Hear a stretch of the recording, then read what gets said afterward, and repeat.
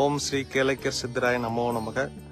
இன்றைக்கு பௌர்ணமி பூஜை காலையில் 11 மணிக்கு ஸ்டார்ட் ஆக போகுது. இதுதான் கேளக்கியர் சித்தர் கோவில்.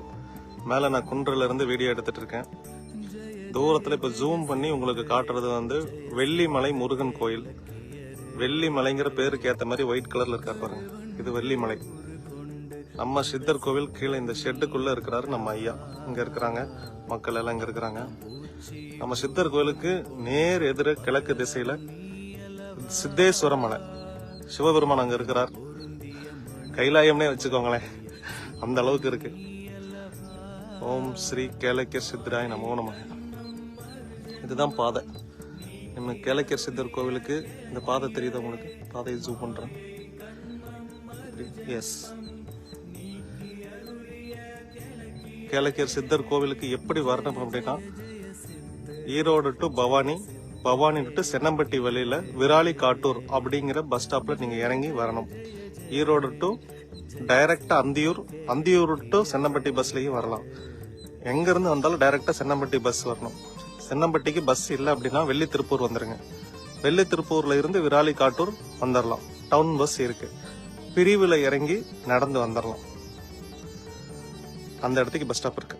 நீங்க அங்க இறங்கி அப்படியே உள்ள நுழைஞ்சு இப்படி வந்து இப்படி சுத்தி திரும்ப இப்படி வந்து இந்த ஷெட்டுக்கு இங்க கீழே வரணும்.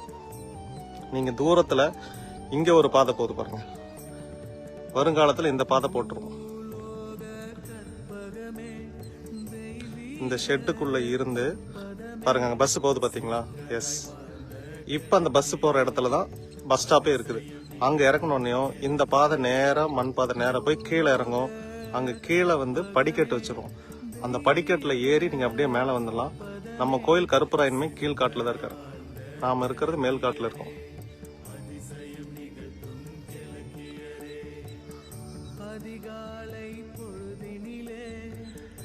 எவ்வளவு அழகா இருக்கு பாத்தீங்களா?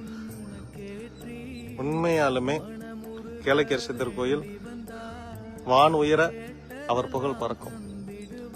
சூரிய பகவான் இருக்காரு. நான் இங்க குன்றில் உட்காந்துட்டு எங்கடா தீபம் ஏத்துறது, தீபம் இல்லையே அப்படின்னு சொல்லி பார்த்துட்டு இருந்தேன்.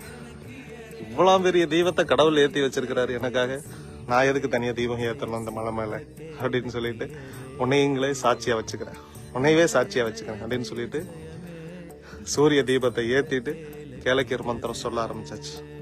ஓம் ஐம் ஹ்ரீம் கேளக்கியர் சித்தராய நமோ நமக.